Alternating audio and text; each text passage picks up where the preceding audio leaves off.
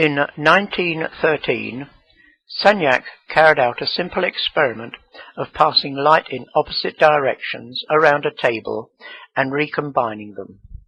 This produced interference fringes. He then rotated the whole table at 2 revolutions per second and found that the fringes changed. This result has very significant implications in science. It works as follows. A beam of light leaves the light source at the bottom left-hand corner and is split into 2 different beams, which we have coloured red and blue just to distinguish them. They travel round the circuit in opposite directions until they eventually reach the splitter, which also recombines them. There they then go on to the photographic plate, where they have interference fringes. In this simplified version, we see that the beam is split into 2, the red and the blue again, and they go round the circuit and are recombined at the splitter and recombining prism, so that they again produce the fringes on the photographic plate. Now let us rotate the table. Before we do so, there is the very important subject of the effect of the ether. The Michelson-Morley experiment failed to detect the 30 kilometers per second motion of the Earth through the ether. So to overcome this problem, Einstein simply abolished the ether in his relativity theory. The very significant result of the Sagnac experiment was that it proved that the ether existed. Let us see how it did this. It is a fundamental feature of relativity that it claims that as there is no ether, light travels away from a source at the same speed relative to the source, whether the source is moving or not. Thus, whether the table is turning or not, the fringe patterns should stay the same. But if the ether exists, once the light has left the source, the speed of the light is controlled by the ether, independent of the speed of the table, mirrors, etc., as we see here. So let us see what happens when we rotate the table. Here, the light is split, and the red and blue lights go in opposite directions.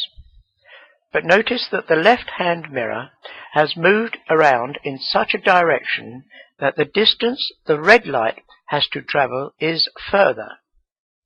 Now in relativity, the same time should be taken because the splitter is also moving and the distance between them is the same. But now imagine that the ether exists and the speed of the light is controlled by the stationary ether. Imagine the ether like a thick treacle that limits how fast the light can travel, independent of the motion of the light source, the splitter, or the mirrors. The result is that the red light takes longer to reach the left-hand mirror. Similarly, the right-hand mirror is coming towards the blue light, so it reaches the mirror quicker. After they change ends, the red light again takes longer to reach the recombiner, whilst the blue light gets there quicker again. So they reach the photographic plate with a delay between them, and this changes the fringe pattern. In fact, Sagnac, using the speed of the rotation of the table, calculated how much the fringes should change, and found that they did change by just that amount. The crucial feature of this experiment is that it demonstrates that the ether does exist, which demolishes relativity. How does the scientific establishment deal with this result? By muddying the waters with scientific gobbledygook. Wikipedia says, in the above discussion, the rotation mentioned is a rotation with respect to an inertial reference frame. Since this experiment does not involve a relativistic velocity, the same wording is valid both in the context of classical electrodynamics and special relativity. How on earth can it be valid in both theories? It clearly proves that the ether exists because the speed of the light is controlled by the ether, independent of the rotating table and mirrors. This Sagnac effect is used by airlines for their compass directions. As the plane turns, the change in the fringes are translated into a change in the direction of the plane that then registers on the cockpit compass. In addition, I have received comments from 2 scientists complaining that they were never taught about the Sagnac experiment. The first said, "After 35 years as a professional physicist with a thesis in relativity, I only learned of Sagnac's experiment last year." Another correspondent complained that his professors never mentioned these important experiments. Dear Mr. Bowden, thank you for your enjoyable and well-written website. I've enjoyed visiting there today. I was especially interested in your comments on geocentricity, which, as noted, are controversial. The amazing thing is that none of the experiments cited were ever discussed in my undergraduate education, nor the implications cited.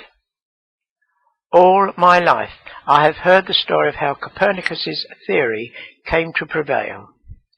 I would have thought that major experimental evidence already in existence and calling the theory into question would have at least been cited.